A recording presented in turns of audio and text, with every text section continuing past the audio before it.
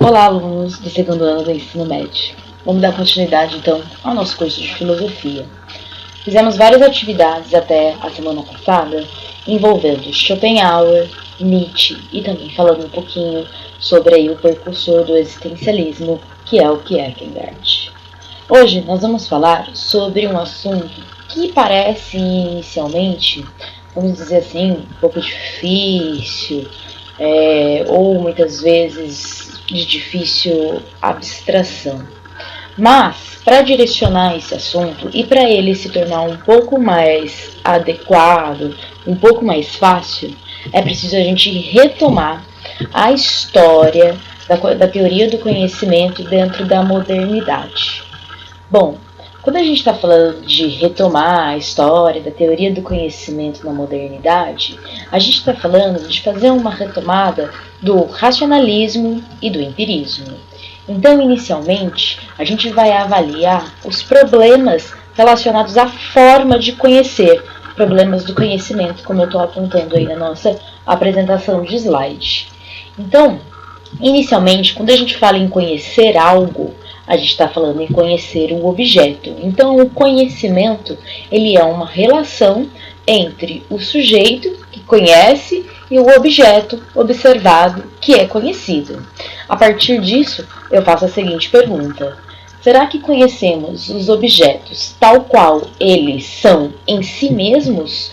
Ou conhecemos apenas uma representação mental, uma imagem do que significa aquele objeto?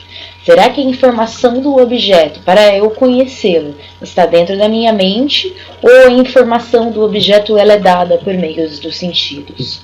Como é possível o conhecimento dos objetos? Quais são as condições, os limites e as possibilidades de um conhecimento das coisas mesmas? Bom, essa teoria, essas perguntas, nos fazem lembrar um pouco da teoria das ideias do Platão, da teoria das causas do Aristóteles. Essas são formas de conhecimento compartilhadas dentro da Grécia Antiga. Essas formas de conhecimento que a gente vai falar inicialmente aqui, do empirismo e o racionalismo, eles correspondem a formas de conhecimento da modernidade, que começam a aparecer a partir do século XIX, mediante aí ao empreendimento da ciência, da industrialização, da expansão das cidades, a expansão da comunicação. Então, a gente vai ver aí que o conhecimento ele tem que se adequar, e se adequar principalmente à ciência. Bom, para responder então esses questionamentos, como conhecemos um objeto, duas tradições filosóficas se destacam, como eu disse para vocês, o empirismo e o racionalismo. Dentro desses próximos slides, a gente vai apontar características, vamos dizer assim, fundamentais dessas duas formas de conhecimento. Primeiro, os empíricos, que acreditam aí que o conhecimento se dá por meio única e exclusivamente da experiência. Eles acreditam que a experiência gera conhecimento. Então, o empirismo é uma corrente filosófica que defende a independência ontológica da realidade em relação aos nossos esquemas conceptuais ou mentais. Ou seja, o ser existe e a gente só vai descobrir isso através da experiência e não através de arranjos racionais e lógicos. As ideias ou imagens que temos dos objetos da realidade correspondem à própria realidade das coisas. A fonte do conhecimento é a realidade, conhecida através das sensações e das experiências. Então, para os empíricos, o que gera conhecimento é as sensações e as nossas experiências. Já para o racionalismo, uma corrente oposta ao empirismo acredita que a verdade ela se dá apenas por meio de esquemas lógicos, apenas por meio da razão. Então, veja aí que o racionalismo defende a primazia do sujeito, ou seja, a importância do sujeito na construção do conhecimento do objeto, ou seja, o que vemos na realidade não corresponde exatamente às coisas são em si mesmas, como elas se apresentam para nós. A fonte do conhecimento são as ideias claras e distintas, que são alcançadas através do próprio exercício racional e dedutivo. Uma característica importante que a gente vai comentar aí ao longo do curso é que o empirismo, eles acreditam na ideia da indução, ou seja, o conhecimento ele é induzido por meio de experiências e por meio de sensações.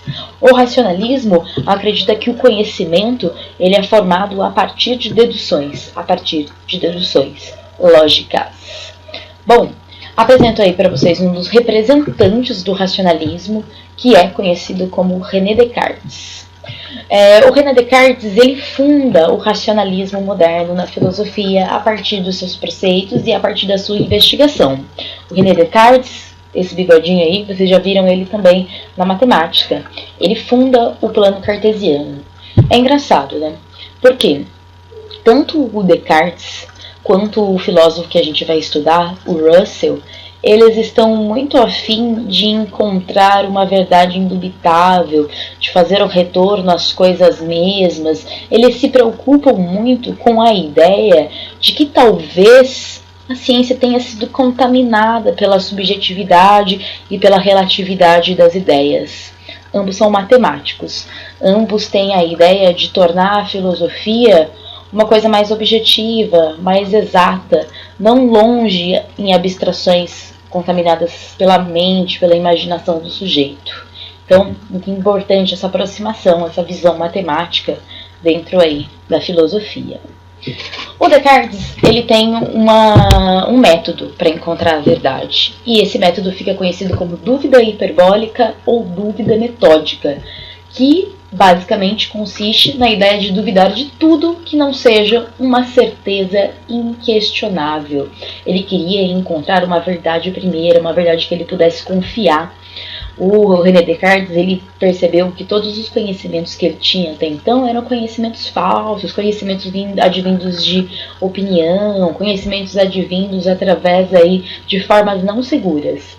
E ele queria encontrar um conhecimento que ele não pudesse duvidar, um conhecimento que ele pudesse confiar. O Descartes ele acredita nessa ideia de as ideias inatas. Ele acha que nós nascemos já com um pacote de ideias, dentro delas a razão. Então ele defende que a razão era a única forma capaz de chegar ao conhecimento da realidade, a partir de pensamentos lógicos e dedutivos. Qual é o método de Descartes? Dúvida hiperbólica, encontrar a primeira verdade indubitável e, a partir dessa primeira verdade indubitável, estabelecer um método para sempre encontrar a verdade, através de esquemas lógicos e dedutivos. Defendeu que as ideias claras e distintas, descobertas em através da nossa mente, chegam até a dúvida metódica, são verdadeiras, pois, se a gente chegou a essas ideias através da razão, Deus não daria ao homem uma razão que não enganasse sistematicamente. Então ele acredita muito na razão. Para Descartes, jamais podemos admitir uma coisa como verdadeira, a não ser que ela seja evidentemente verdadeira. E o método para trazer essas verdades evidentes é o método da dúvida hiperbólica. Então, para o Descartes, quando buscamos ideias claras e distintas, devemos abandonar todo o conteúdo que foi dado para a gente através dos sentidos, da percepção.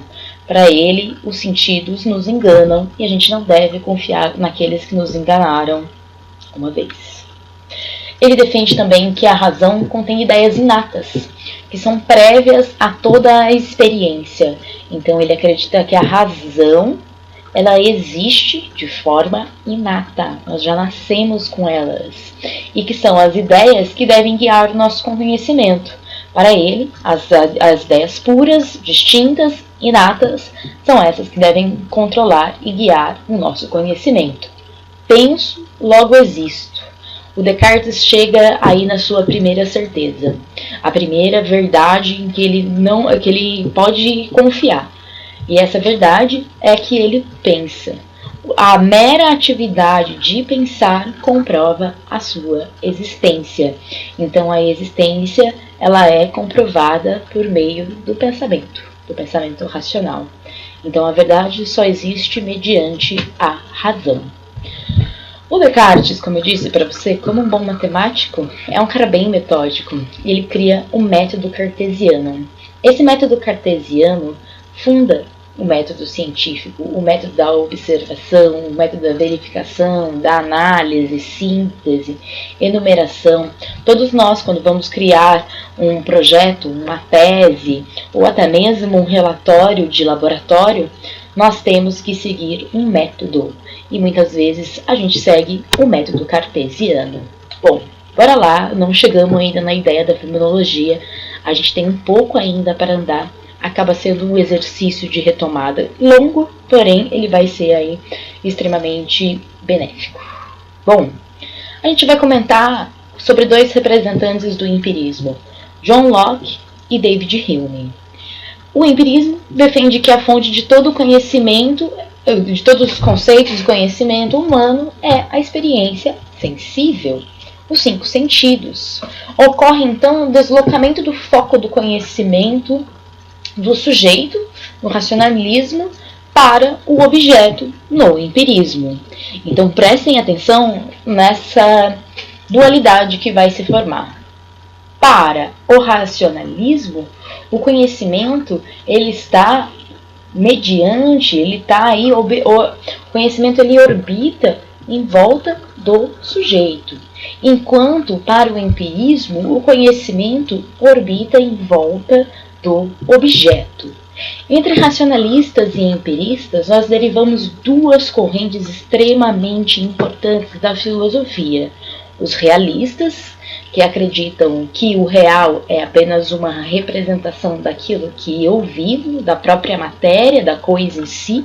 Eles acreditam que o que existe é o real e o real é a matéria. A gente pode associar muito aí aos empiristas, eles são realistas. E depois a gente passa para os idealistas, que acreditam na forte presença da ideia como transformadora de toda a realidade. Então a gente está discutindo um impasse muito importante dentro da modernidade, dentro das formas de conhecimento. Um conhecimento mediado pela razão, um conhecimento mediado pelos sentidos. Aqueles que acreditam que o conhecimento se dá pela razão, os racionalistas, eles são conhecidos também como realistas. E são conhecidos como os realistas. E aqueles que são os racionalistas, eles acreditam na ideia, na razão, na lógica. Então eles configuram-se como os idealistas. Bom, continuando aí na apresentação dos empíricos. Vamos falar um pouquinho sobre o John Locke. O John Locke ele vem assim para bater de frente com as ideias do René Descartes. O Descartes acreditava na ideia inata. Ele acreditava que nós nascemos aí já com a razão. O John Locke vai falar, não, nós não nascemos com ideias inatas. Nascemos com a cabeça como se fosse uma tábula, uma folha em branco, uma tábula rasa, que é a teoria dele. A tábula rasa seria uma tábua sem nenhuma marcação, sem nenhum registro. Então, como se fosse uma folha em branco. Conforme nós vamos vivendo, as nossas experiências vão fazendo marcações dentro dessa tábula, e é aí que se dá o conhecimento. Essa é uma teoria do John Locke. Outro representante do empirismo é aí o David Hume. O David Hume traz uma teoria muito importante sobre como que nós aprendemos por meio das experiências. Então, para Hume, as percepções provocam impressões, né? Nós temos a percepção e essa percepção ela causa na gente uma impressão. E essas impressões são vivadas, são vivas, são claras, intensas, conhecidas como sensações e emoções, que as ideias que seriam meras cópias apenas das impressões. Então, as sensações e as emoções são apenas uma cópia da impressão que a gente já teve. O Hume divide os objetos da razão em dois, as ideias e as questões de fatos. As ideias são preposições que são formadas pela intuição, que são demonstradas pelo próprio pensamento, como o desenvolvimento da matemática, da álgebra, da geometria e da aritmética, e as questões de fato. As questões de fato, para ele, assim como a gente viu falar sobre verdades de fato lá para o Leibniz, para o Hume, as questões de fato são um raciocínio sobre as relações causais, causa e efeito, que existiram na percepção, na ligação entre os objetos e os eventos, que se daria a partir única e exclusivamente por meio da experiência. Então, as questões de fato, elas fazem uma relação causal entre a causa e o efeito, mediada também pela experiência. Bom, aí a gente chega num conceito muito importante. Muito importante. Por quê? O Kant, ele fica super famoso porque ele vai promover uma síntese. Ele vai juntar esse impasse do conhecimento na modernidade. Então, para Kant, o racionalismo e o empirismo são concepções insuficientes para explicar como é gerado o conhecimento humano. Bom, ele não acredita que a razão pode fazer a gente conhecer tudo. Coisas que não são explicadas pela razão, elas não existem. Ou ele não acredita que as experiências geram conhecimento, que a experiência gera a razão. Então, Kant afirma que, apesar da origem do conhecimento ser na experiência, ele acredita que é importante a experiência, se alinhando com a corrente empirista, existem certas condições a priori. Condições a priori são condições que não necessitam da experiência sensível, para que as impressões sensíveis se convertam em conhecimento, fazendo assim uma concessão ao racionalismo. Então, para Kant, o conhecimento é uma soma de conhecimentos empíricos e de categorias a priorísticas que já nós temos dentro da nossa própria mente. O Kant, por meio dessa nova tese da teoria do conhecimento, ele elabora aquilo que a gente chama, dentro da filosofia, de revolução copernicânica da filosofia. Ele acredita, então, que o conhecimento ele é gerado pela nossa experiência e por categorias a priori que já existem de forma inata dentro da nossa mente, que faz com que a gente consiga interpretar a experiência em que a gente passou. Ele vai falar, o que é a razão sem a experiência? A razão sem a experiência é uma estrutura vazia. Então, para existir a razão, é necessário existir a experiência. E a razão para ele é formada por meio dessas categorias a priori.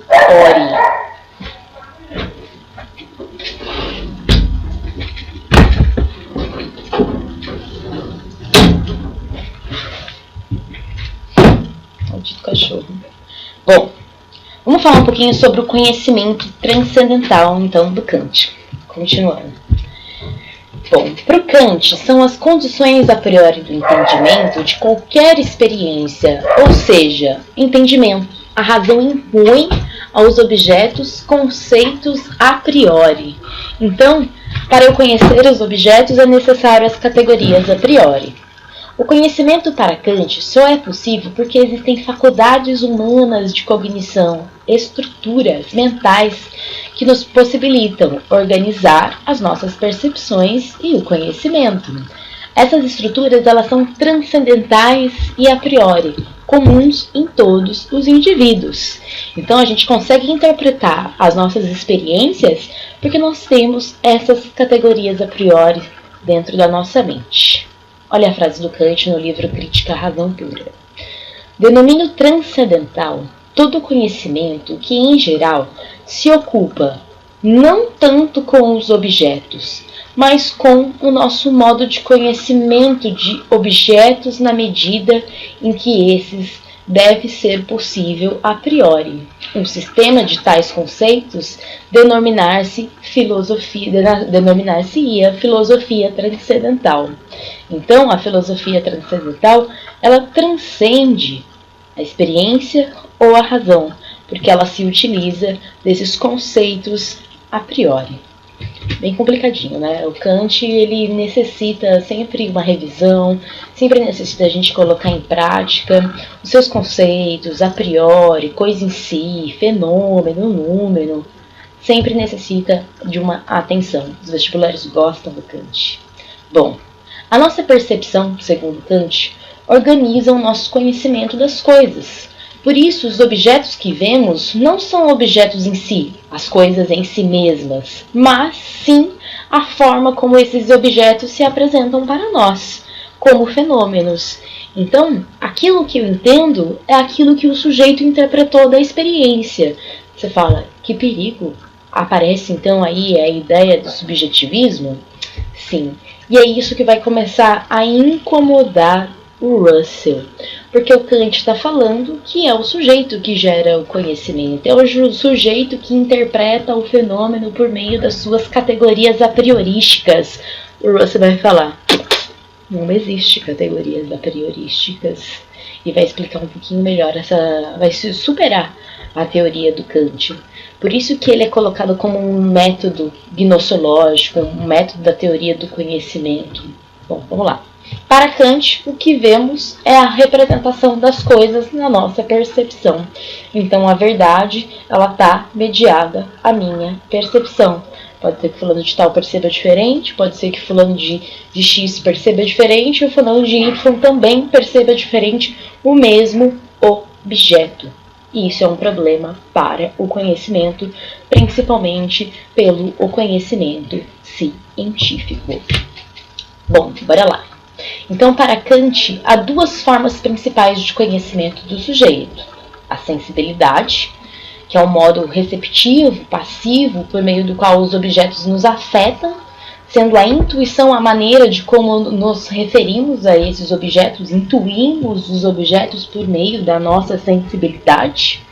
Quando a gente olha para uma carteira, para um cachorro, a gente consegue saber que aquilo é uma carteira, um cachorro, de forma intuitiva. Porque aquelas qualidades que esses objetos apresentam, eles chegaram à nossa percepção do sensível.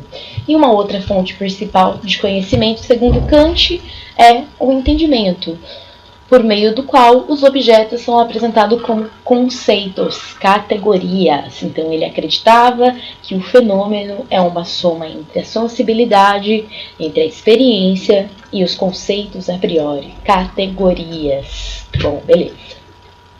Olha lá o que o Kant diz. Racionalismo ou empirismo? Os dois.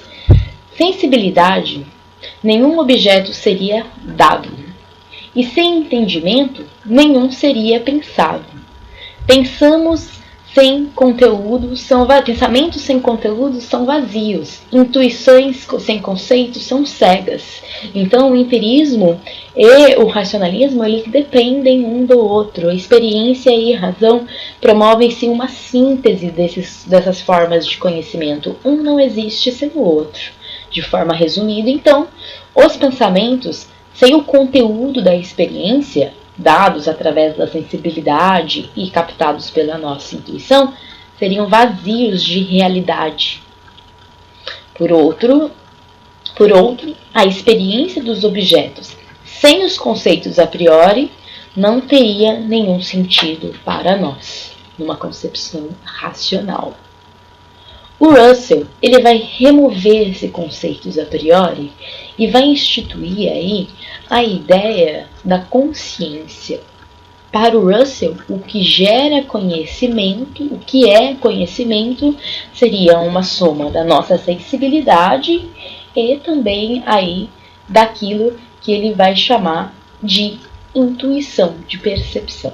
Bora lá, vamos continuar. E aí a gente chega no Edmund Russell, matemático, também filósofo.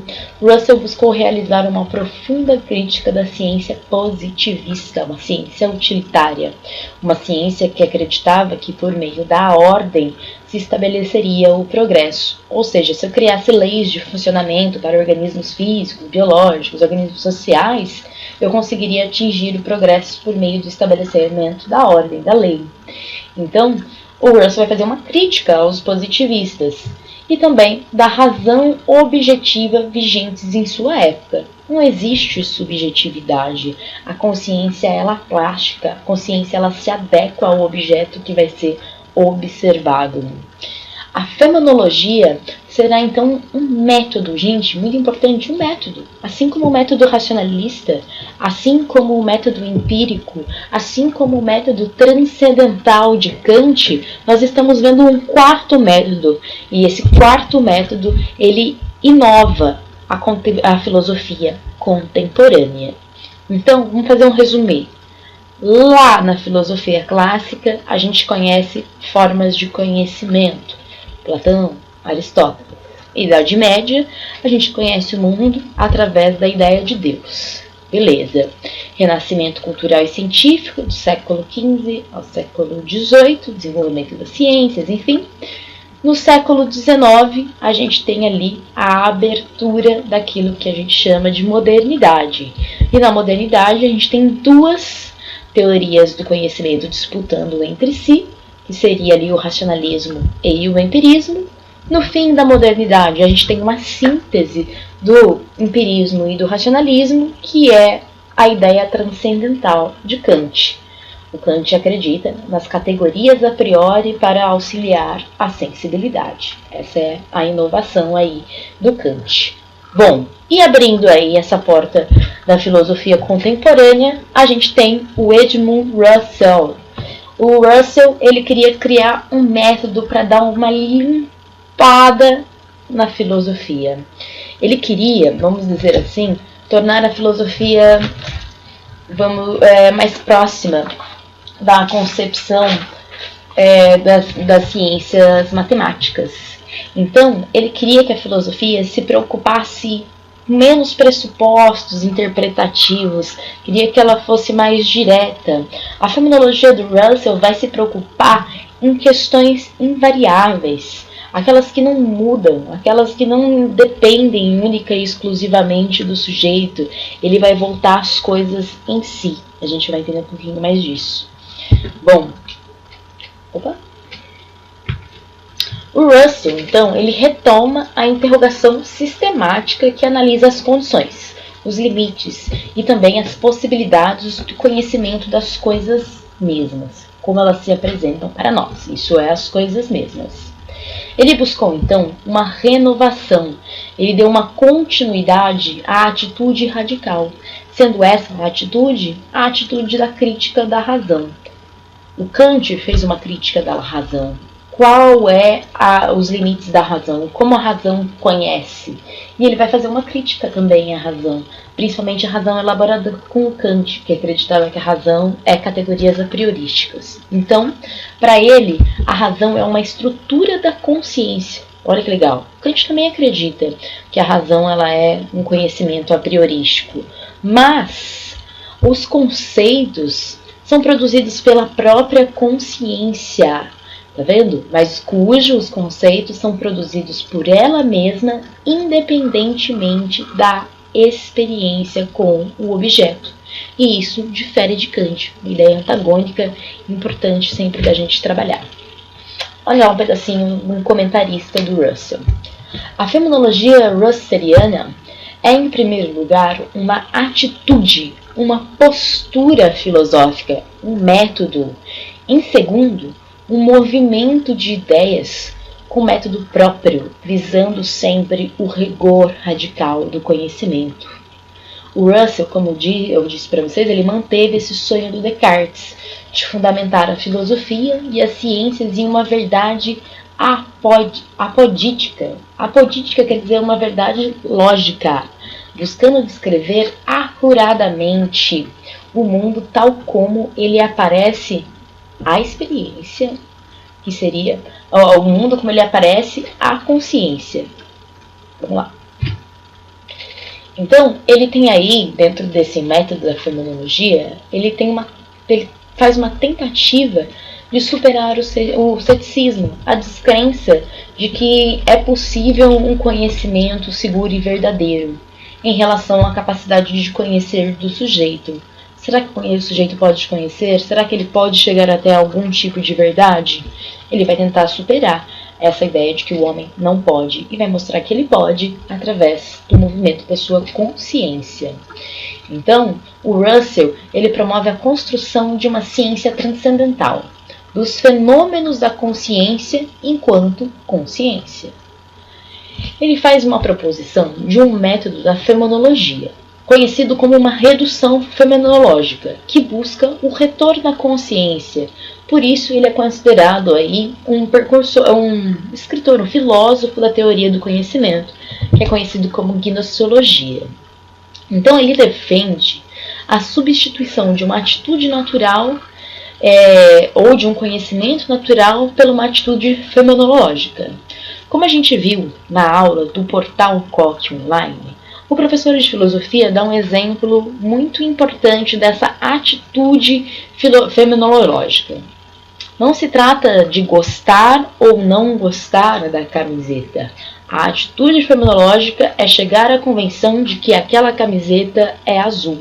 Então existe uma redução, uma suspensão do objeto de análise. Essa suspensão desse objeto coloca o objeto em suspensão para ser analisado pela nossa consciência. Vamos lá.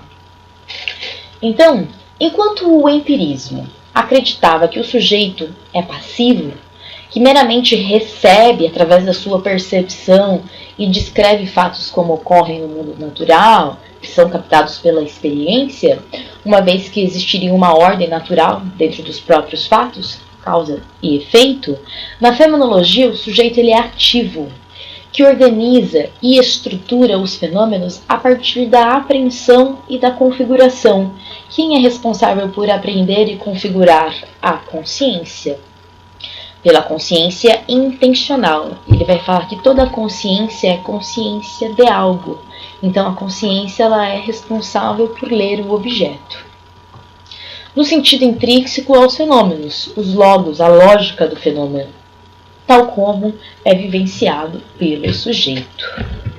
Bom, a gente vê aí que o positivismo ele defendeu o primado do objeto e a anulação de qualquer tipo de subjetividade.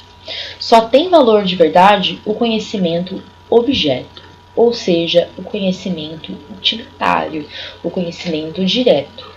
Para Russell, esse afã, essa visão positivista pela objetividade afastou as ciências e o conhecimento do seu verdadeiro propósito, o homem real e o mundo da vida. Vamos dizer assim que a gente usou a nossa razão para a construção de uma razão instrumental, uma razão voltada para a indústria, voltada para a ciência, voltada para o comércio, desenvolvimento das cidades, e esquecemos aí do homem real, das necessidades de compreender como o homem conhece, por exemplo. O erro, segundo Russell, das ciências e do naturalismo ingênuo é considerar o mundo um dado presente e pré-existente como um objetivo e independente da consciência de um sujeito natural, ou seja, o mundo já existe lá fora de forma ordenada, basta o homem conhecer as suas leis. Poxa, a gente vê que isso não dá certo, principalmente dentro da ciência, que é a sociologia. A sociologia ela se inicia com o positivismo. O Comte ele acreditava, o pai da sociologia e fundador do positivismo também, ele acreditava que bastava saber as leis de funcionamento da sociedade e essas leis nos levariam ao progresso. A sociedade não obedece às mesmas leis de um organismo vivo, de um organismo biológico. Então, ele fala aí sobre essa ingenuidade de que existe já um dado, que já existe uma lei e cabe a gente, por meio aí da nossa razão, descobrir essa lei.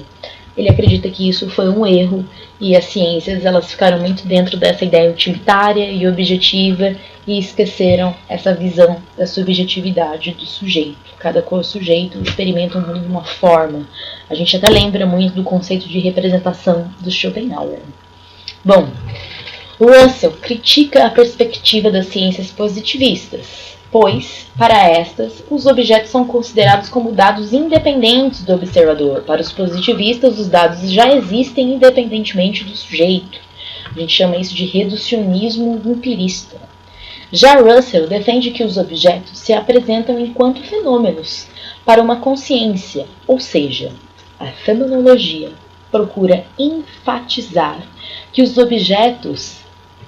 o objeto se constitui enquanto objeto a partir da relação que ela estabelece com a consciência. Se a sua consciência não interpreta aquilo como objeto, aquilo não é um objeto.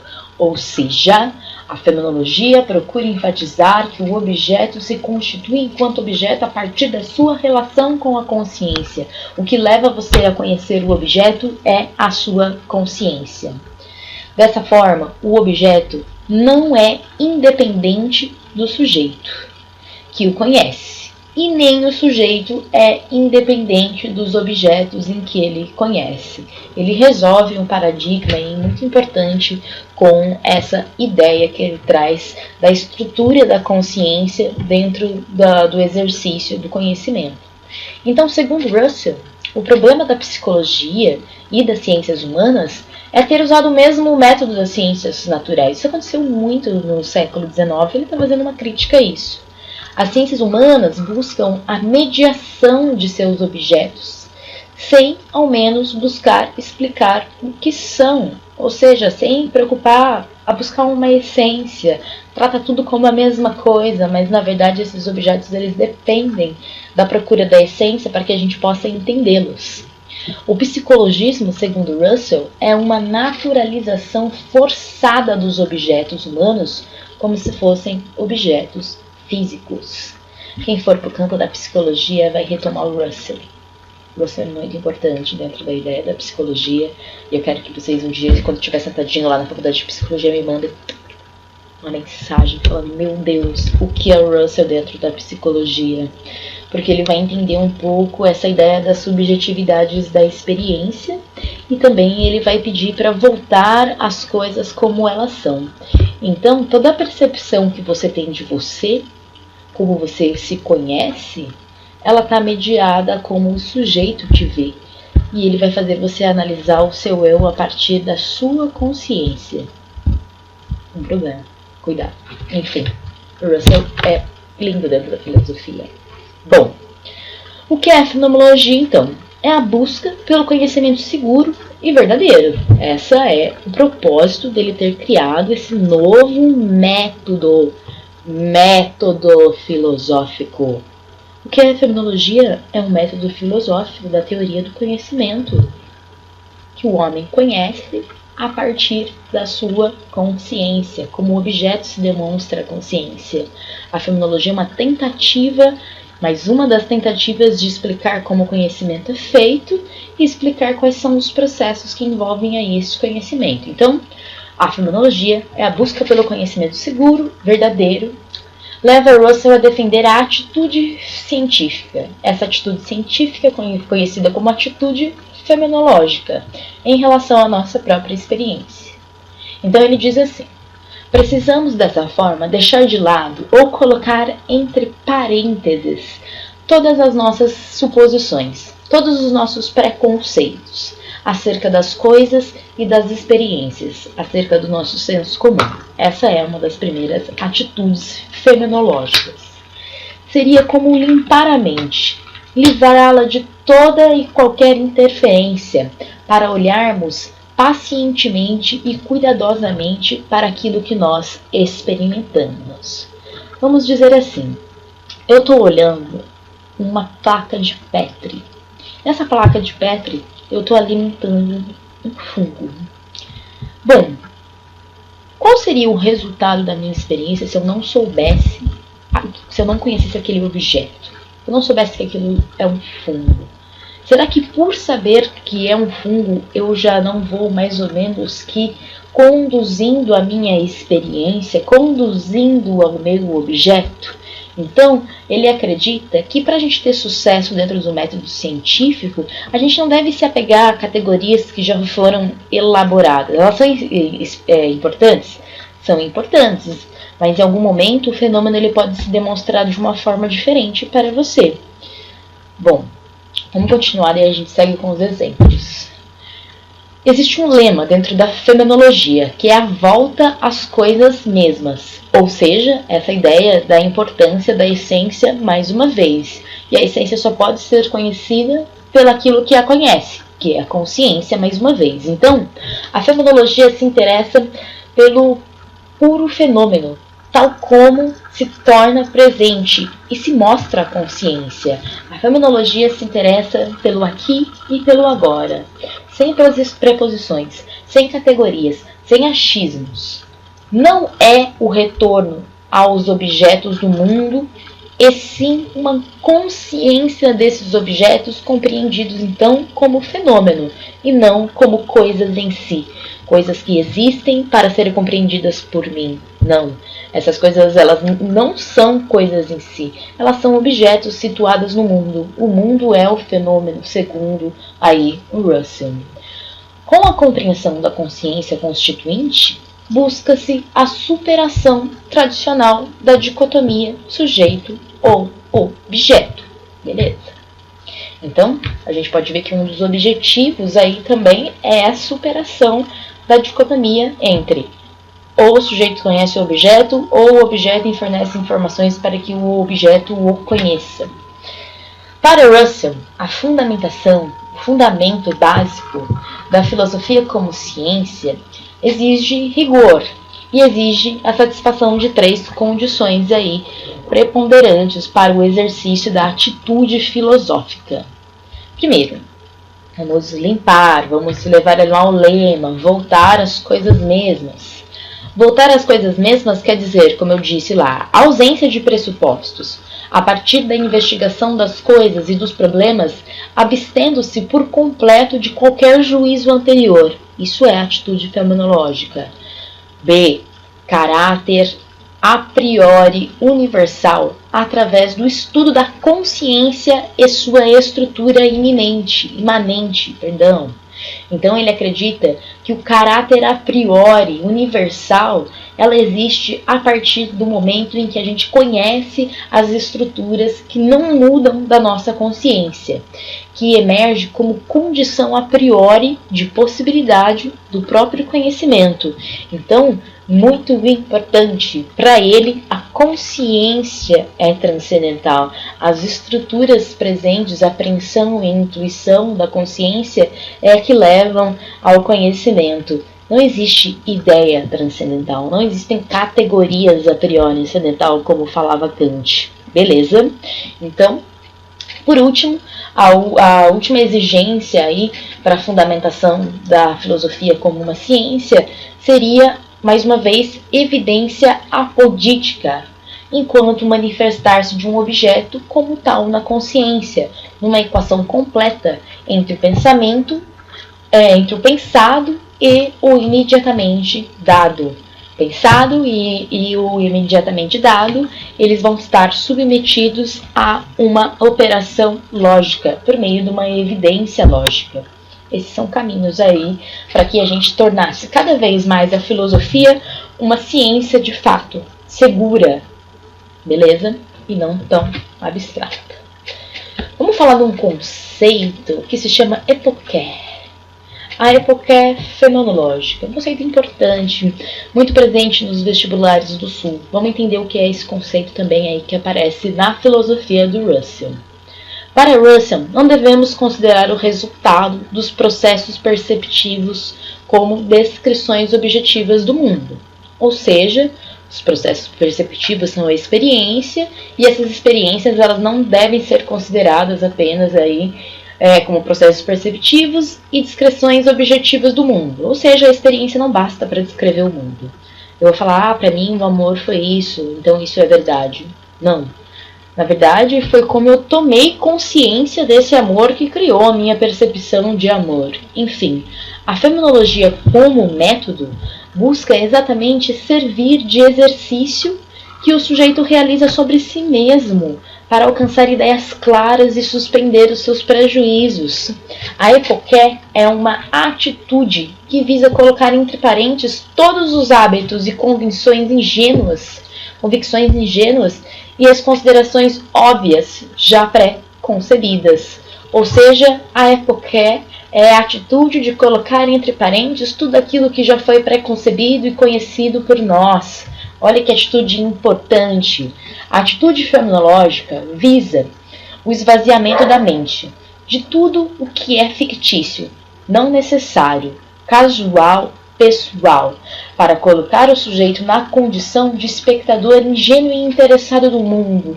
A epoqué é exatamente aquilo que nos leva às questões invariáveis, aquelas questões que não dependem de uma questão de gosto. Depois de assim ser liberado de uma parte de si mesmo, por meio de um trabalho demorado e árduo, será capaz de analisar com devida objetividade o mundo e os fenômenos da consciência e também do espírito. Essa é uma visão de um comentarista do Russell. Epoché e a redução fenomenológica. Bom, precisamos inicialmente colocar entre parênteses tudo que é dado de forma exterior e por meio dos sentidos, para concentrarmos a nossa atenção no próprio ato de pensar. Então vamos lá. Deve-se colocar entre parênteses tudo que é acessório, para poder atingir-se a essência pura. Nem gosta, nem não gosta. A camiseta é azul.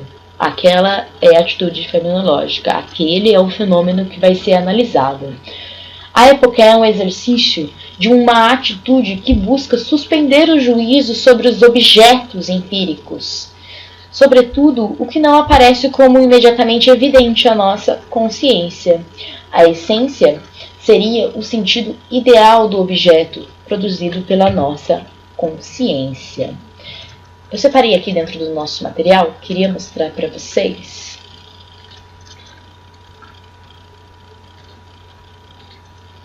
Só um minuto. Queria mostrar para vocês uma visão, vamos dizer assim, fenomenológica. Quando a gente olha para essa imagem, a gente tem uma pessoa na ilha gritando barco e uma pessoa em um barco gritando terra. Qual seria aí, vamos dizer assim, uma questão invariável? Qual é o fenômeno a ser analisado? Que ambos estão perdidos? Que ambos são náufragos? Independentemente de um visar a terra e o outro visar o fenômeno barco? Vejam bem aí essa interpretação, esse exemplo de exercício, de atitude fenomenológica, de epoché, por meio aí dessa visão. Bom, vamos continuar. O primeiro passo do método fenomenológico consiste em abster-se da atitude natural, deixar para lá os preconceitos, as ideias pré-estabelecidas, colocando o mundo entre parênteses. Colocar o mundo entre parênteses, os costumes, as nossas ideias que são consideradas como verdadeiras para a gente, é um exercício, ele chama de epoché. Isso não significa negar a sua existência, mas metodicamente, lembra bem, a método seria renunciar ao seu uso. Ao analisar, após fazer essa redução fenomenológica, a corrente de vivências puras que permanecem constata que a consciência é a consciência de algo. Este algo chama-se fenômeno. Então, o fenômeno é aquilo que a consciência visa. O fenômeno é o olhar feito pela consciência do objeto experimentado. Então, segundo Russell, a chamada redução fenomenológica proporciona para nós o acesso ao modo de consideração transcendental, ou seja, um retorno à consciência, um retorno a uma estrutura da razão, uma estrutura que é visceral para o conhecimento. Então, assim, através da redução fenomenológica, os objetos se revelam na sua pura constituição. Retornando à consciência, os objetos aparecem na sua constituição, ou seja, como correlatos, como ligados à consciência. Então, toda consciência é consciência de algo. O retorno, portanto, permite dissolver o ser na consciência, isto é, permite que o ser, ou ente, ou melhor, o ser ente, que é o ser observado pela filosofia, se torne consciente daquilo que é experimentado como real. Para encontrar o fundamento último das coisas, a essência, fundamento último, segundo Russell, é preciso escapar da atitude natural e ir além da simples experiência prática e imediata. Suspender todos os preconceitos, buscando orientar-se apenas por uma evidência lógica, ou seja, por evidências certas e indubitáveis. Veja bem. Então, como que seriam os passos da epoché? Como que seria aí essa ideia de colocar entre parênteses os preconceitos, os nossos hábitos, as nossas verdades? Primeiro, Ele acredita que a gente deve se abster do juízo de toda filosofia anterior, isto é, põe em parêntese todo preconceito e toda teoria anterior para distinguir-se as coisas mesmas. Reduzir o fenômeno à sua estrutura essencial, pondo entre parênteses todos os elementos contingentes para a mediação da variação imaginária. E terceiro, colocar entre parênteses a problemática da essência objetiva das coisas. Esse é um núcleo da epoquéia fenomenológica, propriamente dito, no livro Ego Transcendental e Puro. O que fica como resíduo da epoqué é uma consciência para a qual aparece o mundo e que é uma evidência lógica de fato, porque ela foi registrada pela consciência. Então, vamos lá? O que é a consciência? Para Russell, a consciência não é um depósito de lembranças ou imagens dos objetos. Para ele, a consciência ela não é passiva, como pensavam lá os empíricos. Como se recebe simplesmente impressões do mundo e das coisas que afetam nossos sentidos. Para ele, a consciência é uma atividade direcionada às coisas, ou seja, a consciência ela tem uma intencionalidade e essa intencionalidade é o que dá sentido às coisas. Para o Russell, o objeto ele é analisado a partir da nossa intencionalidade. A consciência ela é sempre voltada para algo e também a nossa consciência ela é plástica, porque ela pode se formar a partir do objeto que é apresentado a nós. Toda consciência depende de uma situação dentro de um tempo e de um espaço. Por isso que toda consciência ela depende da temporalidade. Bom, vamos lá. Já está acabando. Portanto, a consciência não é uma substância. Ela está sempre voltada imediatamente para as coisas.